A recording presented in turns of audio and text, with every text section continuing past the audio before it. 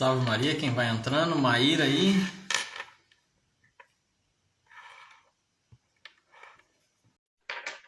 Salve Maria. Vai convidando as outras pessoas aí, vão lembrando as pessoas da live. O Thales vai entrando aí.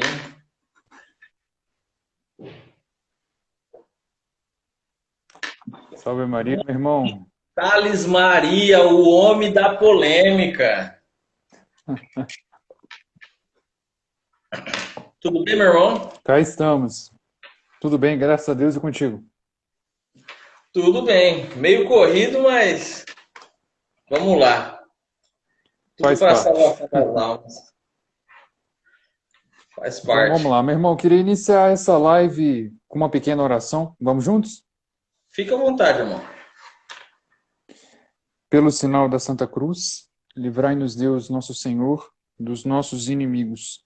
Em nome do Pai, e do Filho, e do Espírito Santo. Amém. Meu Senhor e meu Deus, eu creio firmemente que estais aqui, que me vês, que me ouves, adoro-te com profunda reverência. Peço-te perdão dos meus pecados e a graça para fazer com fruto este tempo de oração. Minha Mãe Imaculada, São José, meu Pai e Senhor, meu anjo da guarda, intercedei por mim. Ave Maria, cheia de graça, o Senhor é convosco. Bendita sois vós entre as mulheres e bendito é o fruto do vosso ventre, Jesus. Santa Maria, Mãe de Deus, rogai por nós, os pecadores, agora e na hora de nossa morte. Amém. Ave José, homem justo, esposo virginal de Maria, e pai davídico do Messias, bendito sois vós entre os homens, e bendito é o Filho de Deus, a vós confiado Jesus. São José, padroeiro da grande família dos filhos de Deus, rogai por nós, os pecadores, agora e na hora de nossa morte. Amém. Santo anjo do Senhor, meu zeloso guardador, se a ti me confiou a piedade divina, sempre me rege, me guarde, me governa, me ilumina. Amém. Nossa Senhora do Rosário de Fátima, São José, todos os santos e santas de Deus,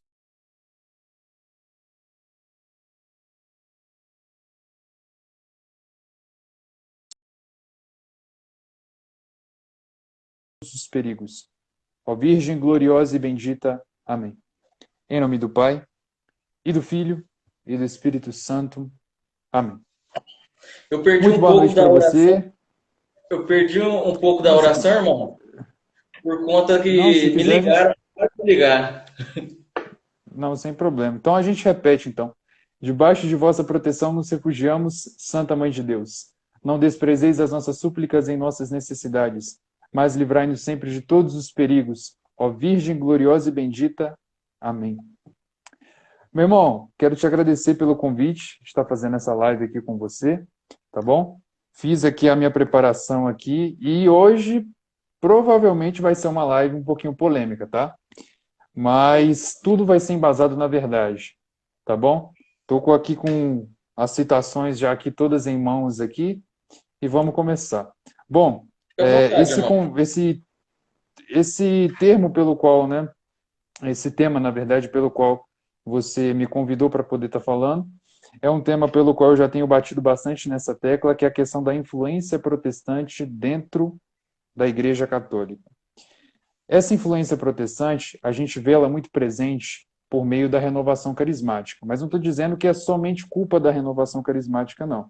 Mas é um dos locais pelos quais a gente vê isso de uma forma um pouco mais explícita, vamos dizer assim, né? Que é basicamente uma cópia e um plágio daquilo que a gente está acostumado a ver nas denominações pentecostais protestantes. E não só isso, tem outro grande problema, por causa que isso é a ponta do iceberg. Quando a gente vai aprofundando um pouco mais, a gente começa a ver termos sendo utilizados em músicas e em pregações, termos de origem protestante. A gente começa a ver também próprias doutrinas protestantes sendo pregadas dentro da Igreja Católica como verdades de fé por meio dessas pessoas. E são termos como avivamento, como arrebatamento, são termos até mesmo pelos quais a gente jamais deve usar como sapato de fogo, como retetê, coisas do tipo. Então, como que isso tem adentrado dentro da igreja, como que isso tem afetado? Basta a gente ver né, nesses encontros de jovens, em tantos outros grupos de oração e tantas outras coisas que isso está mais do que explícito. Isso está na cara. Então, qual é a forma de a gente poder combater isso? Nada mais, nada menos do que a fé católica. Mas tá aí que está o outro grande problema. Porque muitos pregadores, hoje em dia, eles pararam de estudar a doutrina da igreja e começaram a sustentar a doutrina da igreja, suas pregações, enfim, de acordo com seus achismos. É aquilo que é denominado como os papas de si mesmo. Pega a Sagrada Escritura, não entende o que está escrito ali naquela passagem, porque não tem conhecimento do magistério, porque não estuda o catecismo e começa a pregar a palavra com uma livre interpretação. E eu sempre falo isso e repito, nem tudo aquilo que a gente entende é de fato aquilo que quer dizer. Por exemplo, vou pegar aqui um exemplo que eu gosto muito de pegar. Adão e Eva, lá no paraíso, no Jardim do Éden. Gente, quantas e quantas vezes eu já tive que responder isso? Por causa que, de acordo com esse documento aqui, ó, o Verbum Domini, do Papa Bento XVI, ele vem a nos dizer que na Igreja Católica não funciona da forma quando a pessoa, por exemplo, está tendo ali o seu processo de conversão, ou às vezes é um católico que quer aprofundar um pouco mais na fé, ou até mesmo uma pessoa de outra religião, seja um protestante, seja quem for que quer entender ali a doutrina da igreja. Não funciona você pegar a Bíblia logo de cara e começar a ler, não. Como que funciona na Igreja Católica? Na Igreja Católica, funciona da seguinte forma. Pelo estudo do catecismo, e aqui eu tenho vários catecismos aqui, ó, tem São Pio X, que eu acho, para mim, o melhor catecismo que tem na questão de compreensão. Tem o catecismo de São João Paulo II, tem o Wilket, tem o catecismo romano do Concílio de Trento, enfim, catecismo na Igreja Católica a gente tem bastante, né? Então, entre esses catecismos aqui, e por indicação minha, pode confiar, vai no de São Pio X, que ele é mais fácil de compreender e ele explica e expõe a fé católica de uma forma muito clara. Então, pelo estudo do catecismo e pela vida dos santos, você vai perceber uma coisa muito interessante, que verbum caro factum est et habitavit in nobis, ou seja, que o verbo de Deus se fez carne e habitou no meio de nós. E que Cristo continua vivo e habitando nos seus santos por meio da igreja. É aquilo que ele disse para o apóstolo Paulo na entrada de Damasco. Saulo, porque me persegues? Quem Saulo estava perseguindo? A igreja. Então, Jesus é esse verbo de Deus que se fez carne, que habitou no meio de nós, e ele continua vivo e habitando nos seus santos por meio da igreja. Que exemplo mais claro do que a semelhança de São Padre Pio com nosso Senhor Jesus Cristo? Então, esse Cristo que continua vivo e habitando nos seus santos por meio da igreja é o próprio nosso Senhor Jesus Cristo. Então, pela vida dos santos e pelo estudo do catecismo, você vai ter essa percepção.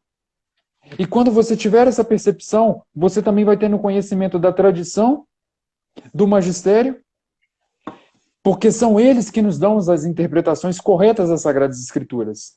E quando você tiver essa percepção, você pode perguntar a si mesmo, mas quem é esse Jesus? Aí você vai conhecê-lo no Evangelho, a partir disso. Por causa que não adianta você pegar a Bíblia e querer ler ali, não. Por causa que, por exemplo, voltando no exemplo que eu quis aqui antes dessa introdução. Adão e Eva no Jardim do Éden. Como que o pecado original entrou na história da humanidade? Foi Eva conversando com uma serpente lá, pegou uma maçã, mordeu e pronto, entrou o pecado original na história da humanidade? Não foi assim. Como que o pecado original entrou na história da humanidade? Foi por inveja do demônio, de acordo com uma atitude soberba de Eva em querer se comparar com Deus. Foi essa queda de Adão e Eva que fez com que entrasse o pecado original na história da humanidade. Aí vamos para as interpretações dessa passagem. Ali fala da serpente, mas cobra não fala. Por que é usado serpente para com o demônio? Por causa que, assim como o demônio, a serpente é um animal astuto, sutil. Então, por isso que se usa essa questão da serpente para querer compará-la ao demônio. E a questão de Eva não foi ela morder uma maçã, foi uma atitude soberba de querer se comparar com Deus. E já dizia, né, o nome do grande arcanjo Miguel, quem como Deus? Ninguém como Deus. Então foi esse o motivo do pecado original ter entrado na história da humanidade. Agora, o cara não tem conhecimento do catecismo da igreja, não tem conhecimento do magistério, não estuda a doutrina da igreja, vai fazer uma pregação, a pregação do cara só tem sentimentalismo. Prega de acordo com o que ele entende. E isso é a mentalidade protestante que eu e o Rodrigo a gente vai buscar expor e colocar os pingos dos is aqui. Na Igreja Católica, não funciona você pregar a sua palavra. Você tem que pregar a palavra de Deus. E quem nos dá a interpretação é a igreja. Ponto final. Acabou. Só que o que a gente tem visto por aí? A gente tem visto alguns pregadores usando termos e doutrinas protestantes dentro do grupo de oração, dentro de encontro de jovens, e fazendo uma histeria coletiva. Por exemplo, tem um meu amigo que está na live aí, o Euler, ele já presenciou essas situações comigo. Que uma vez a gente estava num retiro, todas as músicas que cantaram lá, acho que de 10 músicas, 8 era protestante. De resto era música católica, e mesmo assim, não era música que a gente pode denominar nem como música católica. Né? Porque, para mim, na minha opinião, Mo Vibes, aquilo ali não é música católica. E ainda cantar isso com o Santíssimo exposto, né? Com luzinha de balada rodando ali de fundo, ainda. Isso com o Santíssimo exposto. Detalhe, o Santíssimo não foi exposto, não foi no altar, foi no latão de lixo, que se substituiu pelo ambão, né? Muitas comunidades, muitos grupos de oração, muita gente começou a fazer isso aí, por causa que isso aí vem em denominação de uma igreja protestante chamada Hillsong. E eles começaram a usar esse latão como ambão, e muita gente começou a achar isso aí descolado, começou a achar isso aí legal, e começou a copiar. Aí substituiu o latão, ou substituiu o ambão pela uma lata de lixo, como a mesa da palavra.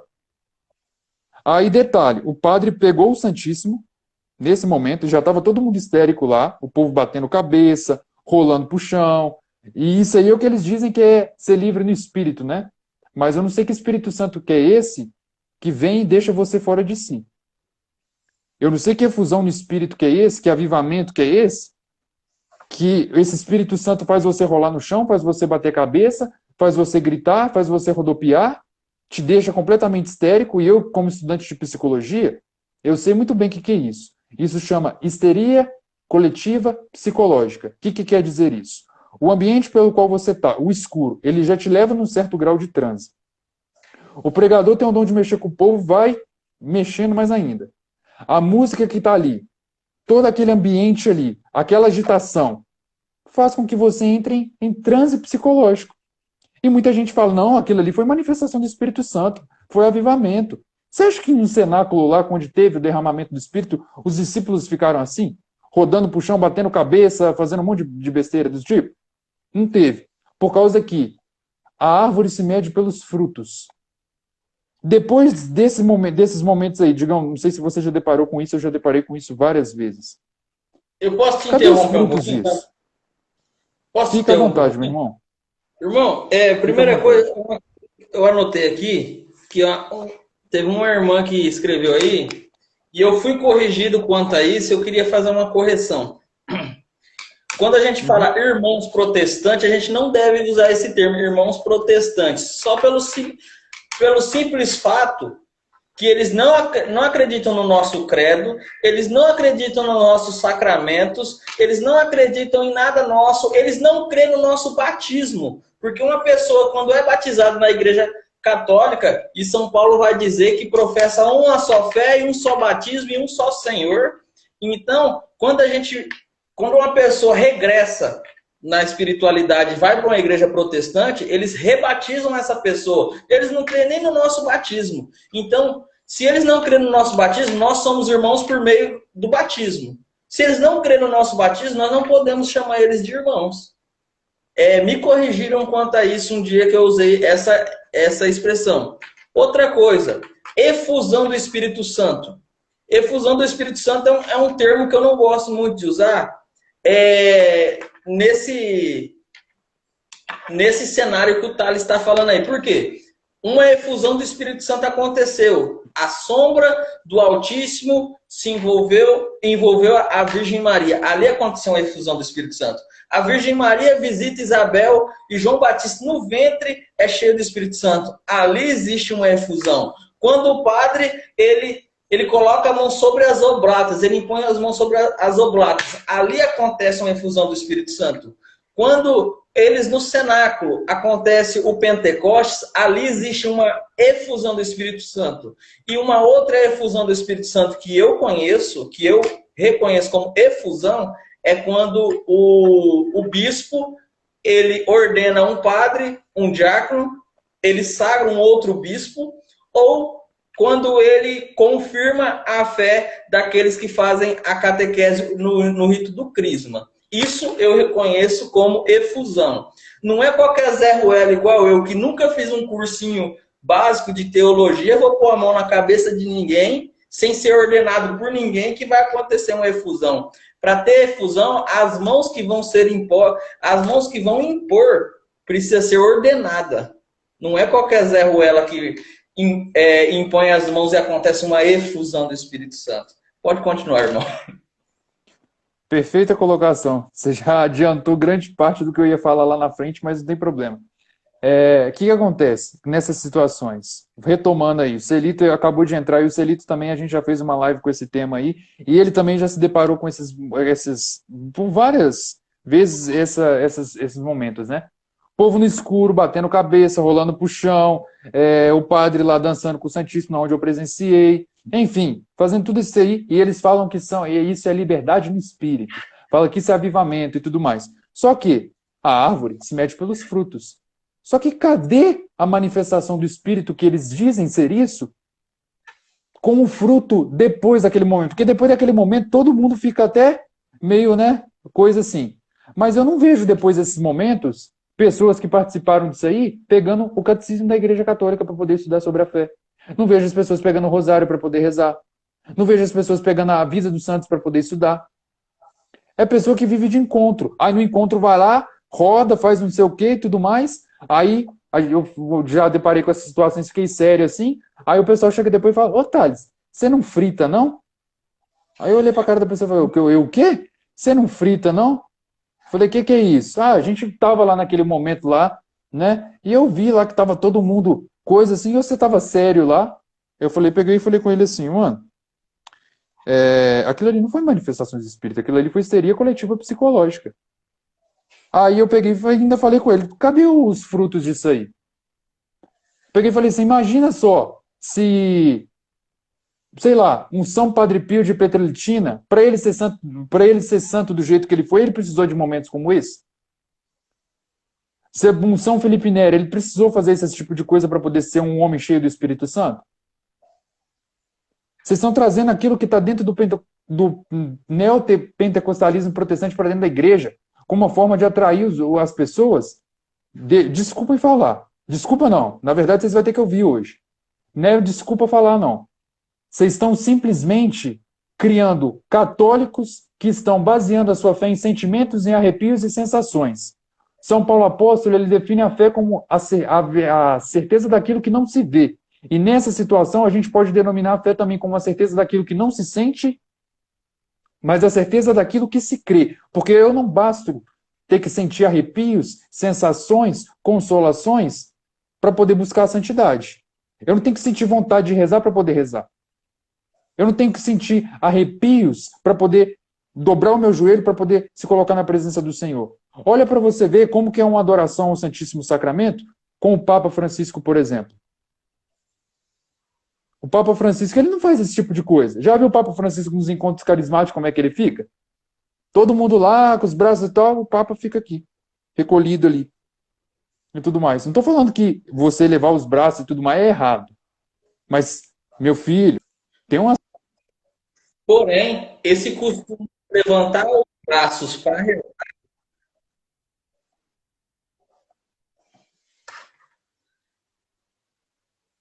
Irmão? Thales? Sua conexão travou para mim, Rodrigo. Repete, fazendo favor. Porém, eu falando que essa prática de colocar as mãos para o alto, a gente herda do protestantismo. Sim, Esse sim. levantar as mãos para rezar. Outra coisa também, meter a mão na cabeça da pessoa. Isso é um ato sacerdotal. Somente o Sim, padre pode fazer imposição de mãos. O leigo, ele pode e deve rezar pelo irmão, mas ele deve colocar as mãos ou no ombro ou nas costas. Ou então, simplesmente rezar junto ali da pessoa, na companhia dela. Não tem que ficar metendo a mão na cabeça de ninguém, não. Porque, como o Rodrigo falou, sua mão não é ungida nem consagrada para isso. Tá? Então, as pessoas começam a copiar o que os protestantes têm de pior, trazendo isso para dentro da igreja. Gente, 2.000 anos de magistério, 2.000 anos de tradição, ser fundada pelo próprio Cristo, parece que é pouco ainda para vocês?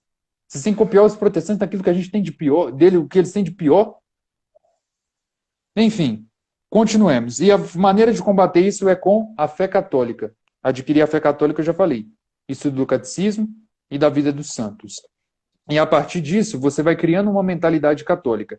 Criando uma mentalidade católica, você começa a criar também ali uma vida de oração, você começa a entender os sacramentos, você começa a entender o que é a fé católica. Como o Rodrigo mesmo disse, os protestantes eles não creem no nosso credo. A gente professa mais de 12 verdades ali no credo, eles não creem em nenhuma.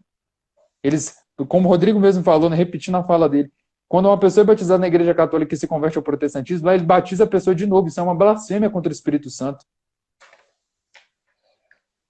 Então, as pessoas começam a fazer esse tipo de coisa. Aí tem um momento aqui que vai. Eu acho que agora que vai dar mais o baque mesmo aqui.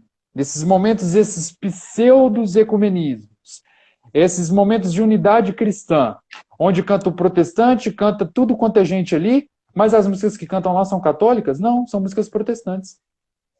Aí tem determinadas comunidades aí que vai fazer encontro vocacional, chama pastor protestante para poder pregar lá.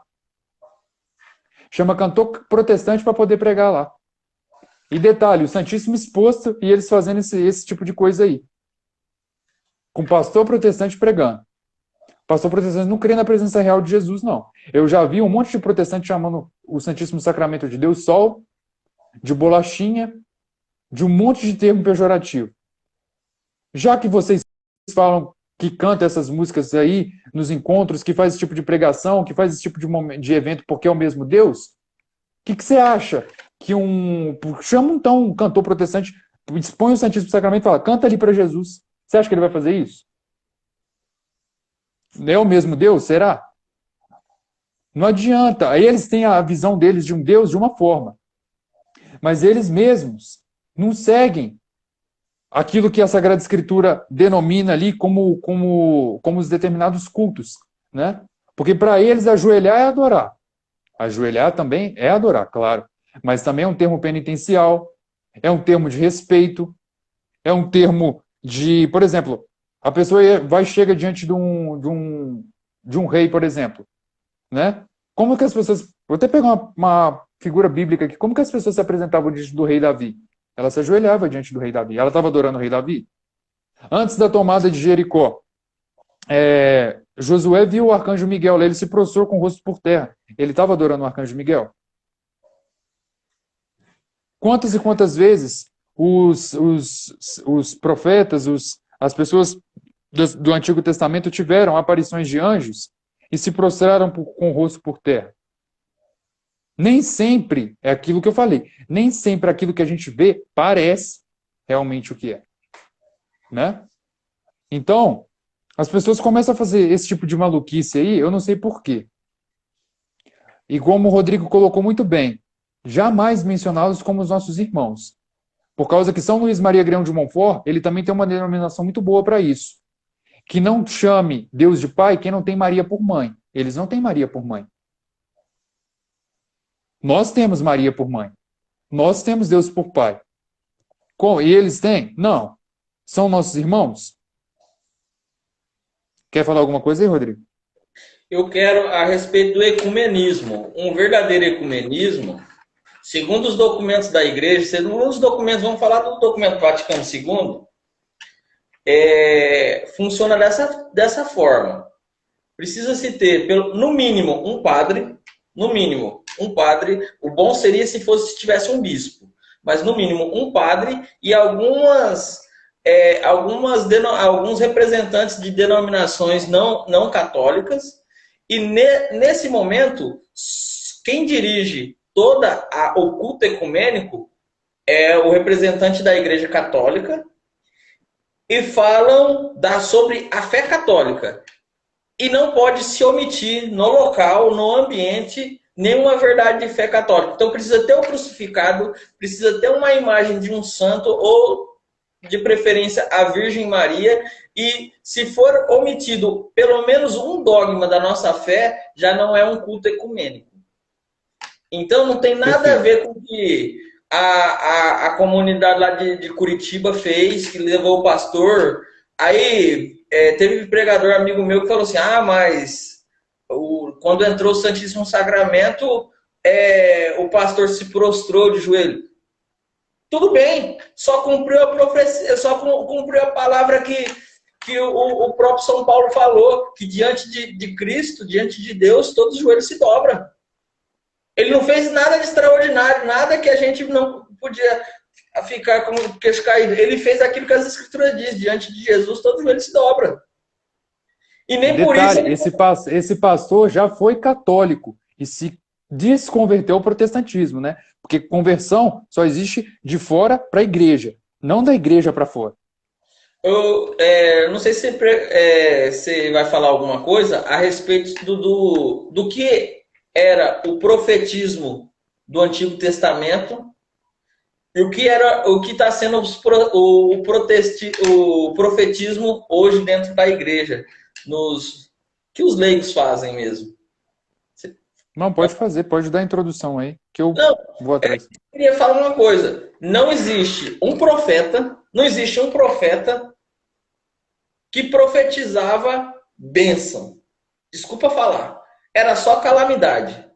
O profeta abria a boca e falava assim, durante 7 anos não chove. Durante tanto tempo não vai acontecer isso. Aquele que olhar para trás vai se tornar uma estátua de sal. E tantas profecias só negativas, se a gente pensar com a nossa mentalidade humana e pequena de hoje. Porém, hoje o que a gente vê de profetismo é só cura, libertação, restauração e prosperidade. Da onde que a gente herdou isso, Thales? Do protestantismo, obviamente. Principalmente do protestantismo, que tem a sua visão teológica, nem sei se pode chamar de visão teológica, mas a sua crença na teologia da prosperidade. E fica lá, o Senhor está te abençoando, o Senhor está... Não, como é que eu tenho raiva disso, velho? No encontro lá, conduzindo o encontro, começa um momento de oração e do nada, o Senhor está dando uma visão, o anjo está vindo, está quebrando a corrente da sua vida, seu casamento vai melhorar, seu filho que está nas drogas, não sei o quê. Foi até engraçado a live que o Celito fez com o Hélio, há pouco tempo aí, que o pessoal começou a inventar esse tipo de coisa.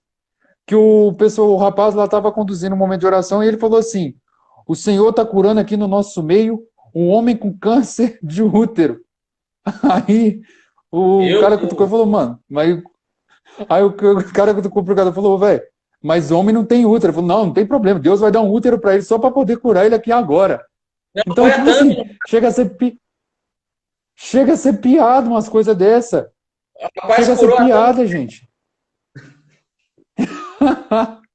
Eu fiquei sabendo também que um encontro estava acontecendo num local lá que não podia, na verdade, tá fazendo encontro ali, a prefeitura estava querendo barrar, porque ele estava com uma rachadura e estava, assim, perigoso, podia desabar e tudo mais. Aí a pregadora que estava lá, ela meteu a mão na parede, começou a orar, aí ela chegou numa determinada parte da pregação e falou assim, você viu porque o prédio aqui não caiu? Porque eu fui lá, coloquei a mão e orei. Parabéns. Parabéns. Pai do céu. Quem é São Padre Pio? Quem é São Padre Pio de Petrelcina perto de você na fila do pão?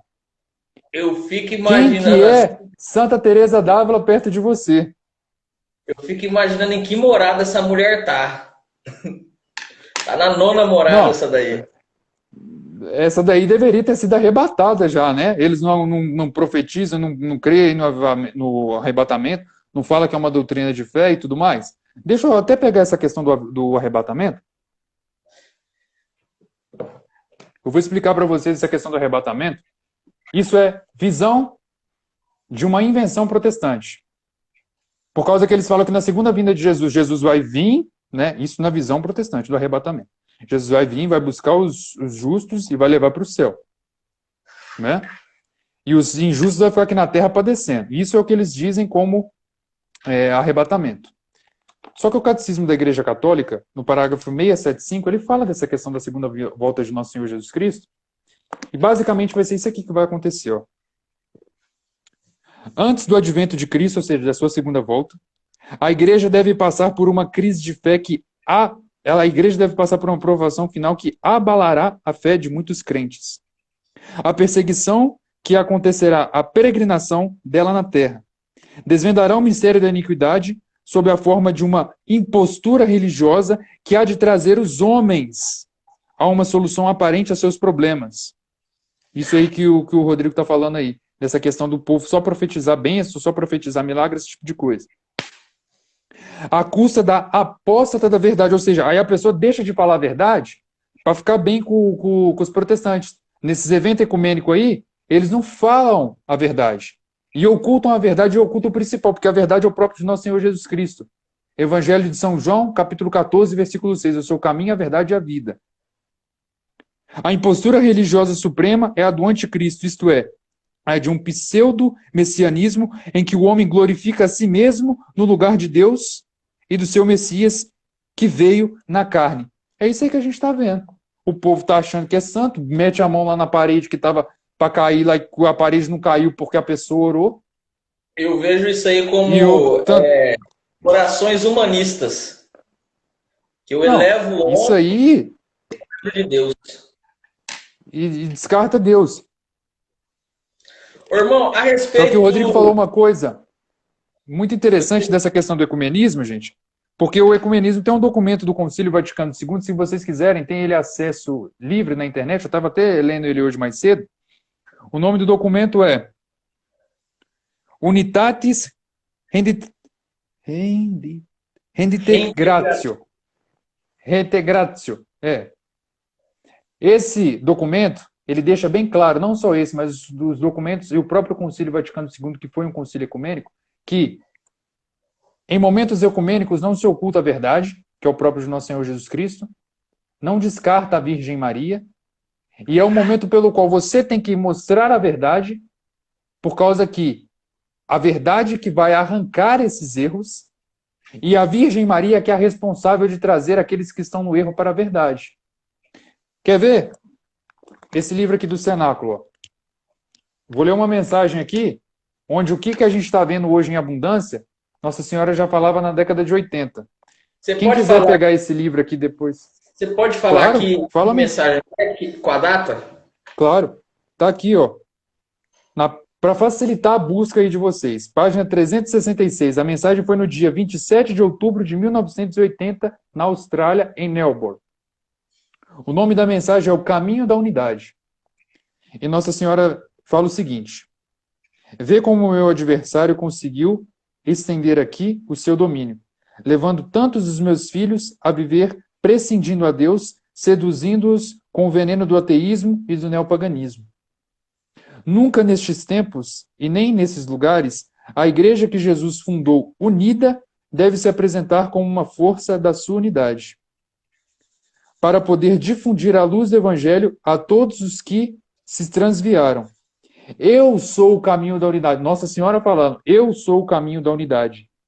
É a mãe que compete reconduzir ao amor recíproco, à concórdia, à estima, à plena comunhão, a todos os que foram incorporados por meio do batismo na própria vida do meu filho Jesus. Alguns quiseram, olha só o que Nossa Senhora está falando, isso que a gente tem visto nesses encontros aí. Alguns quiseram colocar de lado vossa Mãe Celeste, precisamente na enganadora perspectiva de tornar mais fácil a unidade entre os cristãos. Isso criou, pelo contrário, um novo e mais grave obstáculo. De fato, a desunião entrou ao interior da Igreja Católica. Não é possível uma verdadeira unidade entre os cristãos, sendo na perfeição da verdade, e a verdade só se mantém íntegra na Igreja Católica, a qual deve conservá-la, defendê-la e anunciá-la a todos sem medo. Será a luz da verdade que atingirá muitos dos meus filhos, e voltarão ao seio da única e verdadeira Igreja fundada por Jesus. Não é possível uma verdadeira unidade entre os cristãos, onde não há a perfeição da caridade. E quem melhor que vossa Mãe Celeste, que vos pode ajudar-vos e amar-vos e compreender-vos e ser benévolos uns com os outros, a conhecer-vos e a estimar-vos? Por isso, não é possível uma verdadeira unidade entre os cristãos sem um esforço de conversão interior e de purificação para conseguir cumprir somente a vontade divina. Eis que a vontade de Deus para vós, que todos sejam um. E quem eu para poder ajudar os meus filhos a percorrer esse difícil caminho? Sou para vós o caminho da unidade. Quando for acolhida por toda a igreja, então poderei reunir como mãe com as minhas crianças no calor de uma só família. Por isso, a unidade entre os cristãos na Igreja Católica coincidirá com o triunfo do meu coração imaculado. Essa igreja unida, no esplendor de um novo Pentecostes, terá a força de renovar todos os povos da terra. O mundo acreditará no que o Pai enviou e será interiormente renovado pelo Espírito de amor. Essa é a mensagem de Nossa Senhora. Então, as pessoas ficam aí excluindo Nossa Senhora. Não, vamos falar de Jesus porque Jesus é o centro. Aí exclui aquela que é responsável por trazer aqueles que estão no erro para a verdade. São Pio X, ele tem uma frase muito interessante que ele fala o seguinte: ecumenismo não existe ecumenismo onde se oculta a verdade. O verdadeiro ecumenismo, a verdadeira caridade é mostrar a verdade para que estão no erros e rezar por eles e não com eles. Por exemplo, São João Paulo II fala que a oração do Santo Rosário é uma oração ecumênica. Sim. Agora, quando que um pastor protestante vai pegar um rosário para poder rezar? Eles ainda tiram sarro falando que Deus não quer oração repetida. Falando que isso não pode. Aí você vai lá em Isaías 6, os anjos adoram o Senhor chamando ele de santo, santo, santo. Então, meu filho, conserta as orações do serafim, porque o serafim está adorando a Deus errado.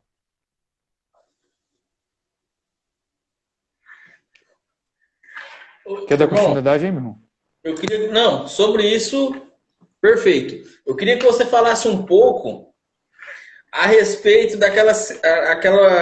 aquilo que você me falou sobre o fogo. O fogo que o pessoal pede. Claro. Então, outra coisa também que a gente vê isso muito no protestantismo e que isso tem tomado uma grande proporção dentro da Igreja Católica também, né? Infelizmente. Mas, gente, o fogo, ele tem duas finalidades. Então não adianta você ficar cantando que quer avivamento, que quer fogo forte, que quer fogo, que quer isso, que quer aquilo, se você não entende a finalidade do fogo. Tá? A primeira finalidade do fogo é, ele vem em nosso auxílio, o fogo do Espírito ele vem em nosso auxílio, destrói em nós tudo aquilo que não é digno e do agrado do coração de nosso Senhor e nos purifica. Isso está claro nas Sagradas Escrituras. Quantas passagens tem falando sobre isso? 1 Pedro 1,7, Eclesiástico 2, inúmeras passagens, né? Assim como a prata e o ouro são provados e purificados pelo fogo, vós também haveis de ser purificados pelo fogo. É esse o fogo do Espírito, que vem em nosso auxílio, destrói em nós aquilo que não é do agrado do coração de nosso Senhor, e logo em seguida, ele dá um fogo de ignição, um fogo ignis, e aí vem até o nome da comunidade, né? Fogo ignis, que é um fogo de impulso, que faz com que, a partir daquele momento, a pessoa consiga, nesse impulso, trilhar uma vida de busca à santidade. Uma vida segundo os desígnios e o agrado do coração de nosso Senhor. Então é essa a finalidade do fogo. E hoje em dia a gente tem música que é manda teu fogo, queima de novo, que é filho do fogo, enfim, fica clamando fogo o tempo todo. Mas a pessoa não entende a finalidade do fogo, então para que fica clamando uma coisa que ela não entende? A finalidade do fogo, retomando, é essa. Duas finalidades. purificação e impulso para viver uma vida de busca à santidade.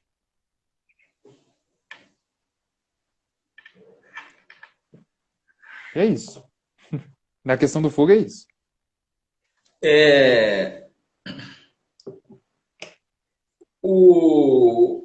O fogo, existe algum documento que nos ensina, que nos mostra, ou alguma citação de santo que mostra que o fogo nos leva a uma histeria? Não existe. Se você conhece, por favor, coloca aqui nos comentários. Procura eu, o Rodrigo aí. Meu Instagram é @ThalesMariaPascoal. O do Rodrigo aí é @Apóstolos da Rainha. Manda pra gente, porque a gente não conhece. E tem pregadores que temam com isso, com essa questão. O clamar o fogo, a pergunta, é errado clamar o fogo? Por exemplo, quanto tempo você tem na igreja? Você já é uma pessoa que está se purificando? Porque o Espírito Santo, São Paulo vai falar aos Gálatas, que os frutos do Espírito são as virtudes. São 12, são os frutos do Espírito Santo. Olha lá, pega lá Gálatas no capítulo 5, você vai olhar e você vai enxergar o que é fruto do Espírito. Primeiro é a purificação dos seus pecados, depois é o crescimento na vida virtuosa. Se você clama fogo e não tem esse crescimento, desculpa, mas esse fogo é fogo de palha, não é fogo do Espírito, é fogo do humano, da carne. Exatamente. Essas coisas melancólicas, essas orações, essas pregações melancólicas que nos enche de harmonia e nos leva para um lado e nos conduz para o outro, isso aí vocês me desculpam. Me desculpa. Você vai continuar buscando a purificação pro resto da vida, confessando pecado mortal, nunca vai chegar numa outra morada. Por quê? Porque você precisa elevar a sua inteligência. É por isso que Deus nos colocou alma e espírito. E a última coisa que Deus nos coloca, quando a gente nasce, por isso que não pode ter aborto, a gente nasce com a inteligência.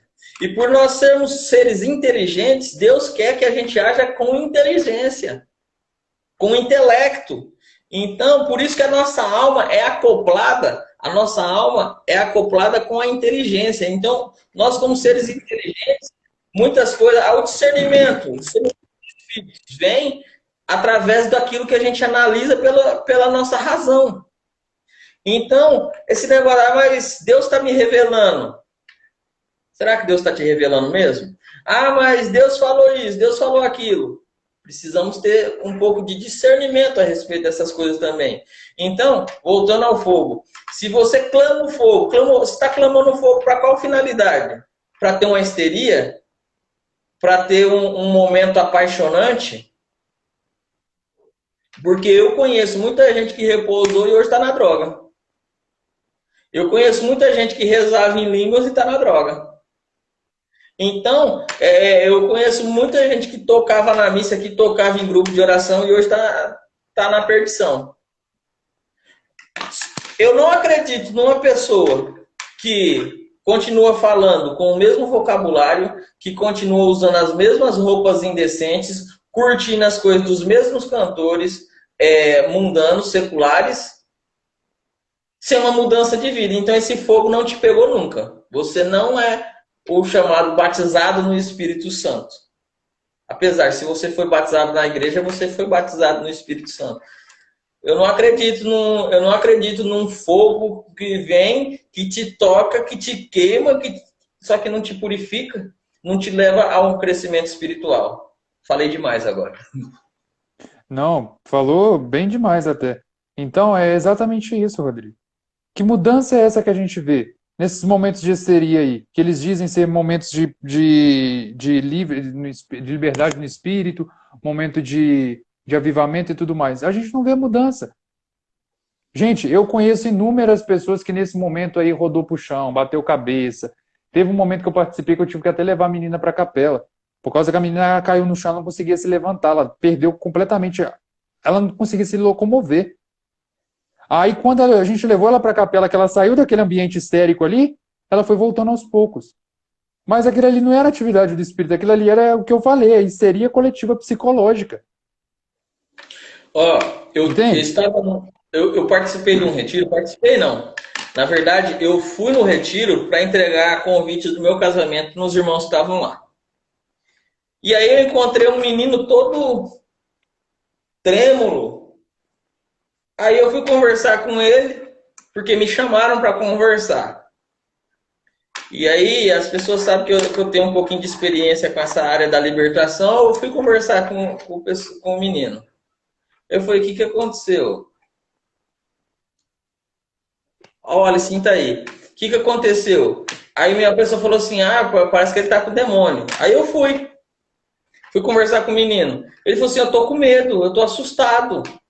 Mas com o quê? Ele falou assim, eu vi um monte de gente caindo, eu vi um monte de gente falando estranho, não sei o quê. Na verdade, ele não estava com o diabo coisa nenhuma. Nós temos uma diocese de 25 anos de diocese, 25 anos de diocese, nunca precisou de um exorcismo. Nunca teve verdadeiramente uma manifestação, uma possessão. O menino não estava com o diabo, o menino sofria. Aí eu fui cavucando a história do menino.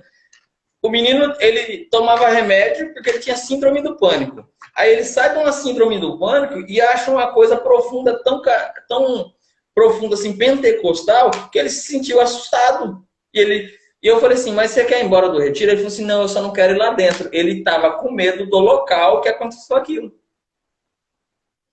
E o que acontece muitas vezes? A gente acha que tudo é o demônio. Não é assim. Eu só tive contato com uma pessoa assim que teve uma obsessão, ou não foi uma possessão, não foi uma opressão. Estava acontecendo com ele uma obsessão por conta de um pacto que ele fez. A gente rezou. Aí chegou no momento da oração que olhei para ele, as pessoas que estavam comigo olhou para mim e falou assim, e agora o que faz? Eu falei assim, agora chama o padre que a gente não pode fazer mais nada. Já tinha que ser uma oração sacerdotal. O padre chamou o menino e fez as orações lá e pediu para o menino ter um acompanhamento para ele, porque um exorcismo não é um dia.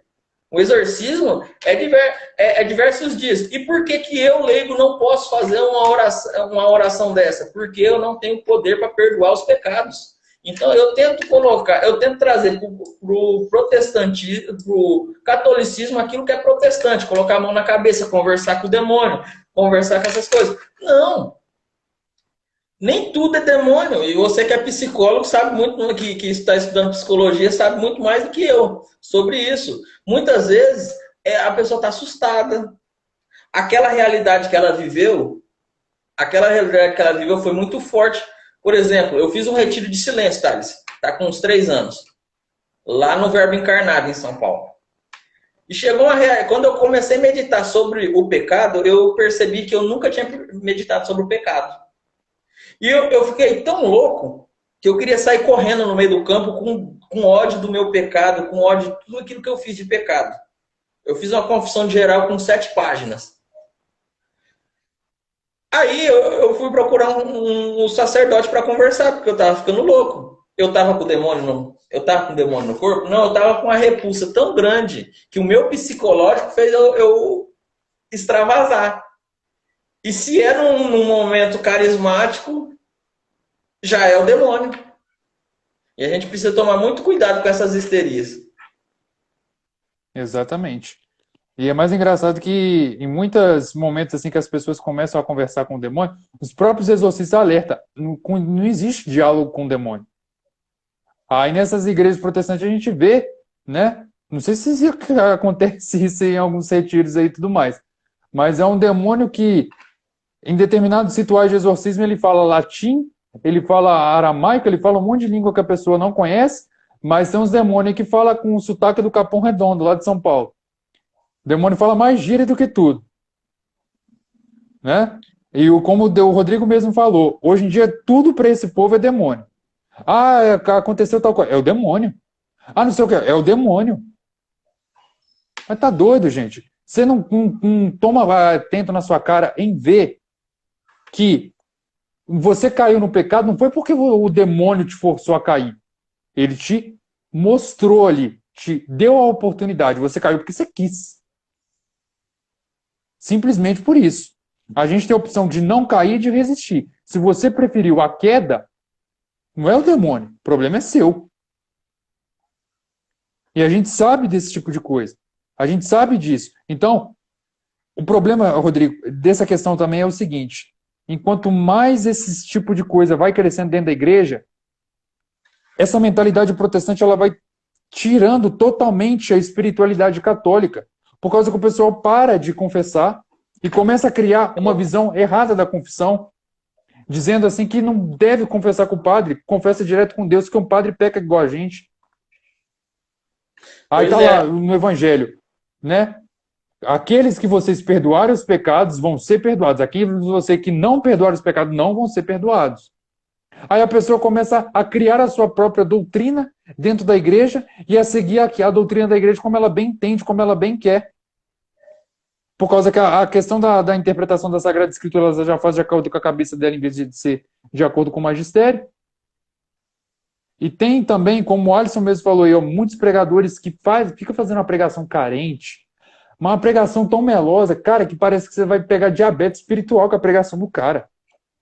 É um Jesus light, é um Jesus doce, que você pode fazer tudo, que não tem problema nenhum. Ele te ama, ele já morreu na cruz por você. Quem falava isso é Martinho Lutero. Aí fica uns tontos hoje em dia falando uns negócios desses na pregação. Aí a pessoa tá lá, no encontro, às vezes participando, arrebentado na droga, com problema na família, cheio de problema, vai no encontro buscando a solução, aí o pregador vira e fala, não tem problema nenhum. Jesus já morreu na cruz pelos seus pecados. Ele te ama do jeito que você é.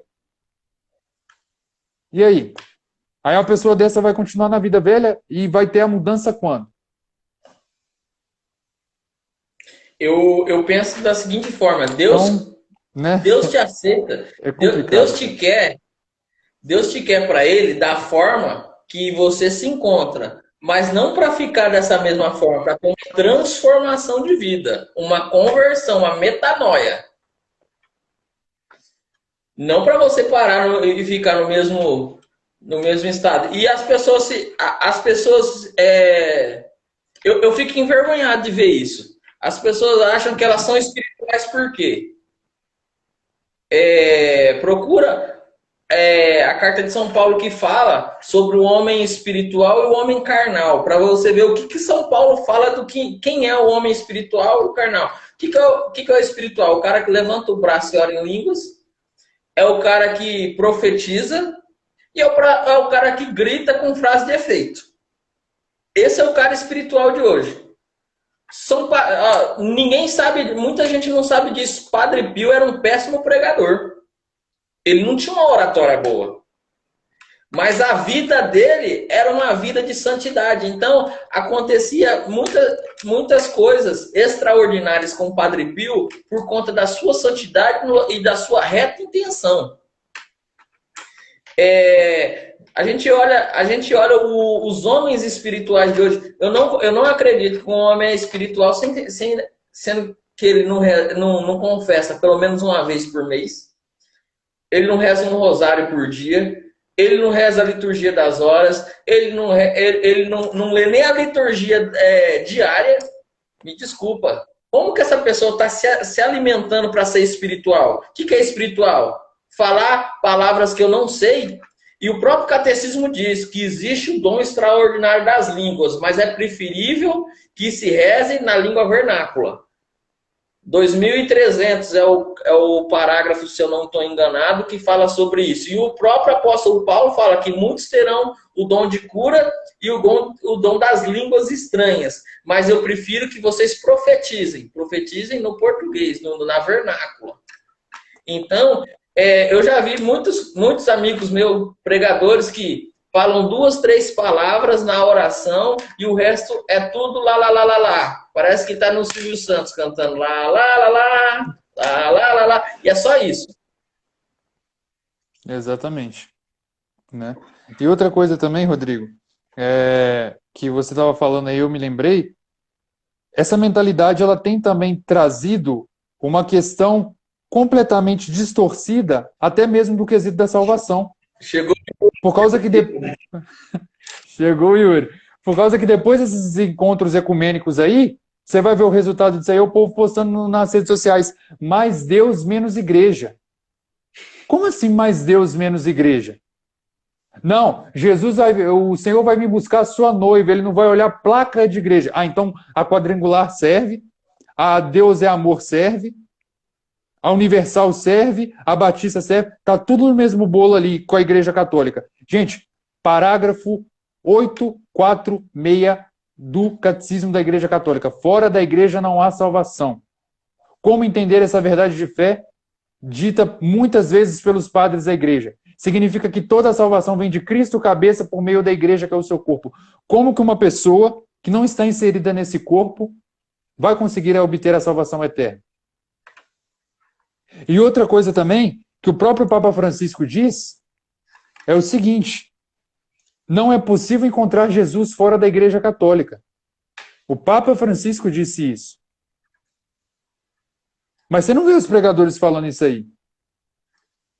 Né? E outra, a Igreja Católica, como bem o Yuri colocou a frase que eu já ia dizer já, a Igreja Católica não tem placa, ela tem uma cruz. Eu acho... Então, pode falar, Rodrigo, fica à vontade. Eu acho muito engraçado essa questão do povo falar sobre a placa, que Deus não vai olhar a placa. Mas me diz uma coisa. Existe uma coisa chamada graça santificante. Vamos subir de nível agora. Graça santificante. O que é eu estar na graça santificante? Eu estar em estado de graça, eu estar fora do pecado mortal.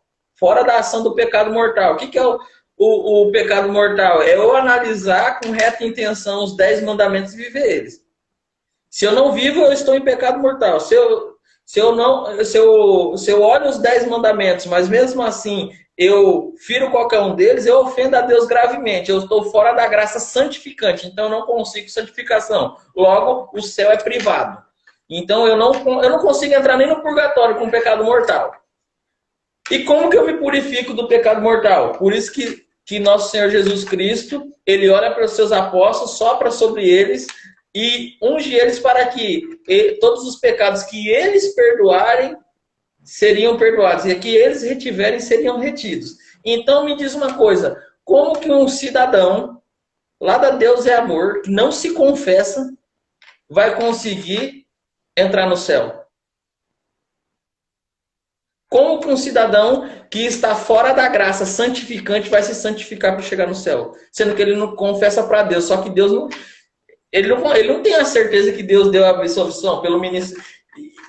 Mesmo se fosse um anjo, não tem esse poder porque não tem ele não tem a ordem. Se um anjo descesse do céu, ele teria que falar pelo ministério da igreja, eu te absolvo. Lógico que não vai acontecer isso. Outra coisa que precisa a gente entender, as palavras do fundador da igreja: quem come minha carne e bebe o meu sangue viverá eternamente. Como que uma pessoa vai se salvar sem comer a carne e o sangue de Jesus, que é a divina Eucaristia? Como? Então, meus irmãos, desculpa, não são meus irmãos protestantes porque ele não crê no nosso batismo, não vão conseguir se salvar se não for por meio da igreja, e tanto é que há relatos no Tratado do Purgatório que diz que uma alma, depois que purificar, uma alma protestante, depois que purificada, se nunca entrou numa igreja católica, ela precisa descer até a terra, participar de uma missa, fazer uma comunhão como dos anjos espiritual para conseguir entrar no céu.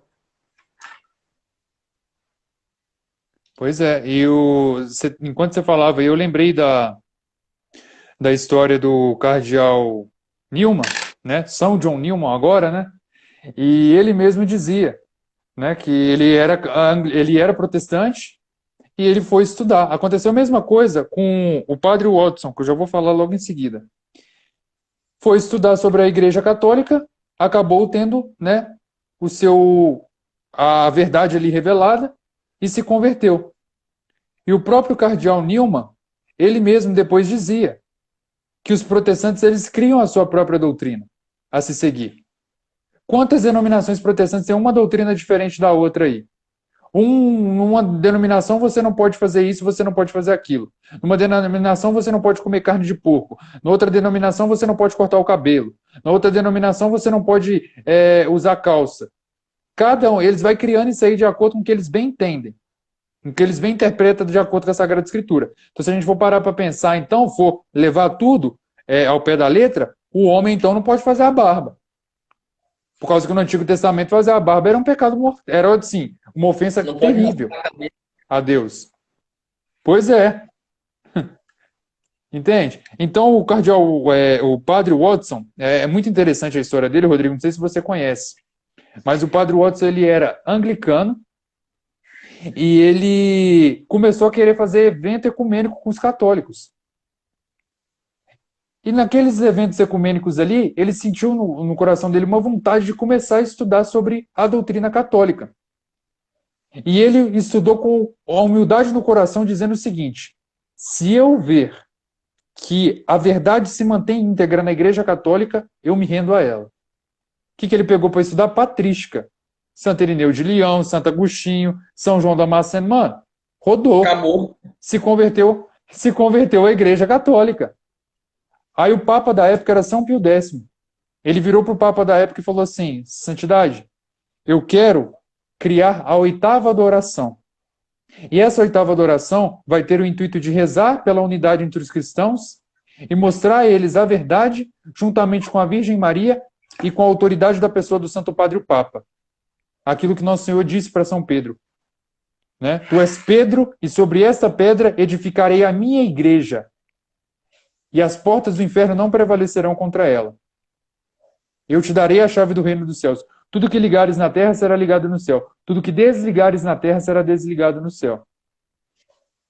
É impossível você conseguir converter uma pessoa que está no erro ocultando a verdade.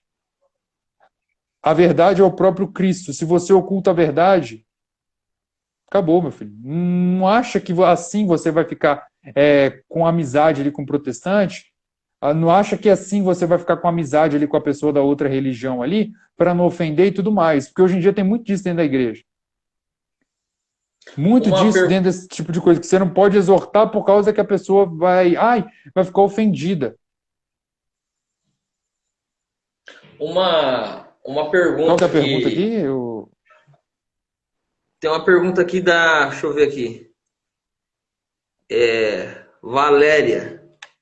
Ela perguntou sobre o que Nosso Senhor fala sobre outras ovelhas. Outras ovelhas de outro redil, né? João 10, né? Então, ele fala desse afastamento mesmo, mas ele fala que precisa atrair para... Por isso que a gente tem que fazer apostolado, rezar pelos protestantes e tentar convertê-los à verdade. Porque eles precisam entrar em um só... como que ele falou? Aí haverá um só pastor e um só rebanho. A única igreja que é una, santa, católica e apostólica é a Igreja Católica. Ela é una pela sua unidade na liturgia, pela unidade do Santo Padre o Papa. Ela é apostólica, porque ela vem dos apóstolos. E ela tem a sucessão apostólica. Por exemplo, Pedro foi ordenado por Jesus. E ordenou outro, e ordenou outro, e ordenou outro, chega até Francisco. Uma sucessão ininterrupta, contínua. A igreja, quem que ordenou Edir Macedo bispo? Quem que ordenou ele? Quem que ordenou R.R. Soares? Quem que ordenou esse povo? Quem que ordenou o sucessor de Martinho Lutero? Não tem sucessão apostólica, não tem continuidade. Então, esses irmãos de outro redil precisam vir para o redil do bom pastor. Aquele que dá a vida pelas ovelhas, não aquele que é mercenário, que quando ver o lobo vai fugir das ovelhas. É isso que Nosso Senhor fala. Precisamos atrair essas ovelhas. Por isso que eu exalto aqui o apostolado do Centro Dom Bosco, que tem trazido muito dos nossos irmãos protestantes, desses irmãos separados protestantes, a se tornarem irmãos. Pois nesse momento, no momento que eles estão fora, eles não são nossos irmãos. Mas a partir do momento que eles entram, nós vamos salvar a live. No que eles entram no redil, eles se tornam os nossos irmãos. Exatamente. Eu acho que dá para fazer uma parte 2, hein, Thales? O pessoal está perguntando se vai salvar a live. Vamos continuar aqui mesmo. Acho que o tempo já vai acabar aqui, então a gente continua. Se cair, a gente volta. Porque ainda tem muita coisa para falar ainda. Tudo bem. Só preciso ver a bateria do meu celular aqui. Mas pode continuar. A minha linha de raciocínio eu terminei. Outra coisa que eu queria falar aqui também é do documento do cardeal Ratzinger, que chama Dominus Jesus. Tem uma parte lá que fala assim: somente a Igreja Católica possui a plenitude da verdade e da salvação eterna. As outras igrejas têm centenas de verdade. E o que está lá que é verdade é da igreja, pela misericórdia da igreja, pelas missas que são celebradas na igreja e pela doutrina da igreja. O Rodrigo apresentou muito bem essa questão aí da questão da sucessão apostólica. Vamos desmembrar essa questão aí para a gente poder entender o seguinte. Igreja Católica Apostólica Romana. Por que ela possui esse nome? Igreja significa comunidade, uma comunhão. Católica vem do grego, que quer dizer universal, que quando os discípulos receberam o chamado de Nosso Senhor Jesus Cristo, foram discipulados ali durante 3 anos e tudo mais, e após receberem o derramamento do Espírito em Pentecostes, saíram de maneira universal pelo mundo, pregando o Evangelho. Universal, ou seja, se espalharam pelo mundo, pregando o Evangelho. Tem indícios dos discípulos na Índia, na Ásia, tem indícios até mesmo de São Tomé, nesses lados aqui. Inclusive tem uma cachoeira aqui na região do Brasil que chama Cachoeira de São Tomé, que acredita que São Tomé passou aqui pela América Latina e pelo Brasil.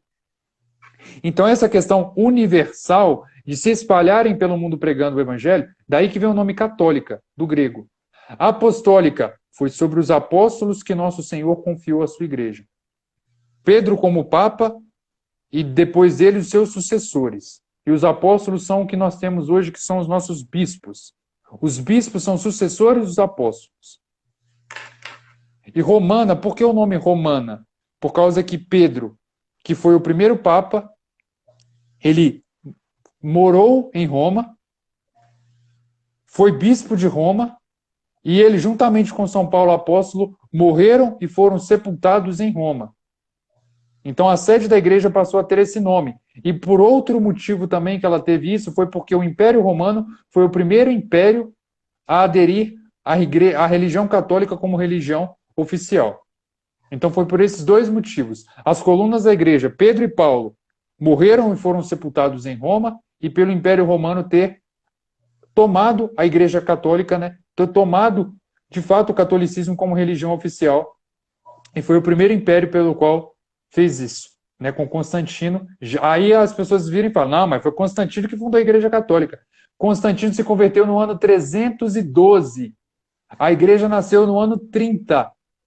Até chegar em Constantino, meu filho, a igreja já tinha 32 papas. E Constantino ele não foi papa, ele se converteu ao catolicismo. Ele aderiu de acordo com a visão que ele teve. Já estava chegando no 4º concílio em Constantino. Pois é. Tanto é que o primeiro concílio que a gente tem foi aproximadamente ali no ano 33 e meio em diante, que foi o concílio de Jerusalém, na questão da circuncisão. Presidido E depois teve vindo presidido por Pedro. E o Vaticano II. E aí, voltando nessa questão aí que o povo fala que tem que falar de Jesus porque Jesus é o centro, que não sei o que e tudo mais, tem uma parte, um documento do Concílio Vaticano II que eu gosto muito, por causa que o povo, às vezes, eles acham, né, que é exagero essa questão de você se consagrar a Nossa Senhora e tudo mais.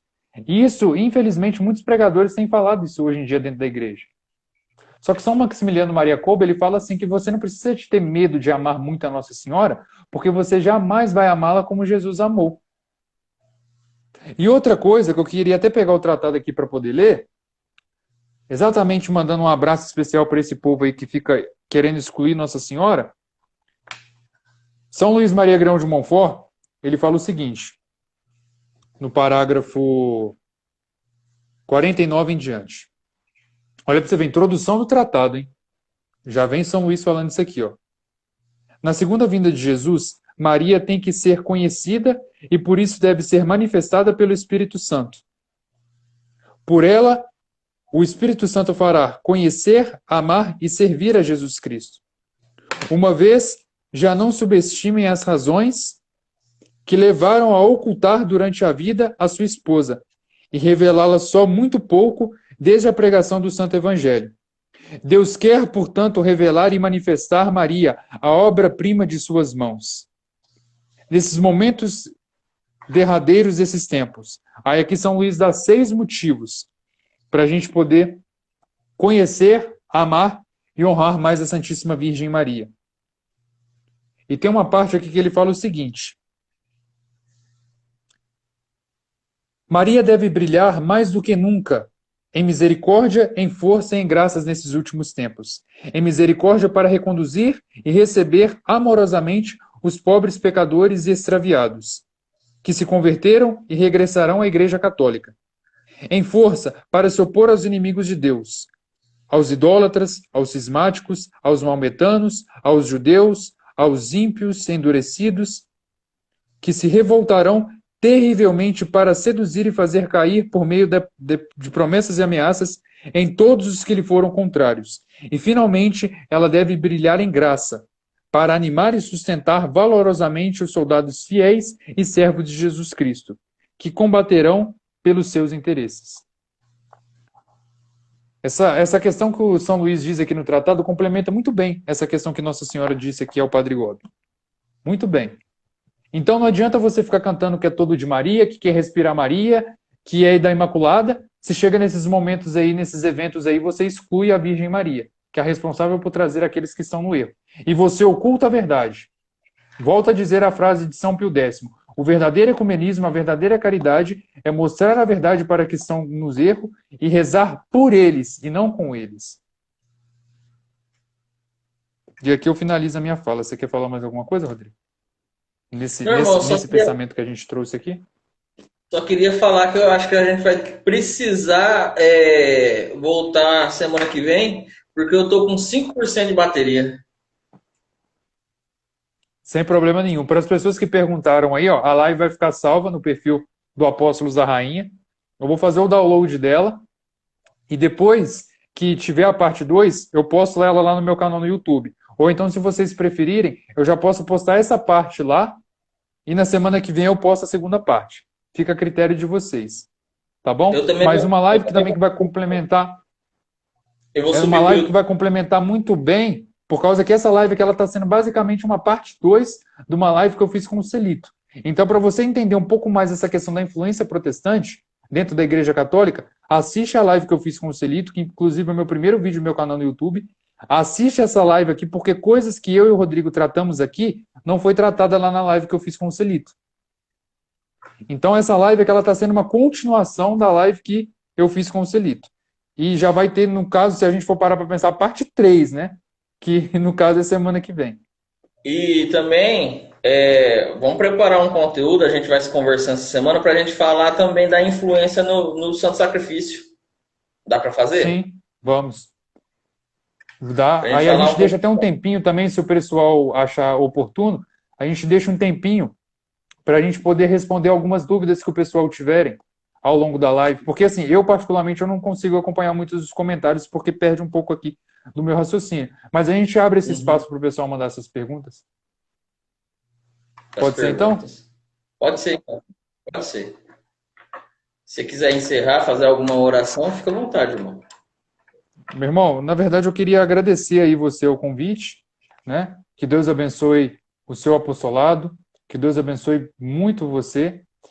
E peço também, gente, para que vocês continuem, né, dando forças aí para esse apostolado, porque hoje em dia evangelizar nas redes sociais não está fácil. A gente está sendo cada vez mais limitado, né?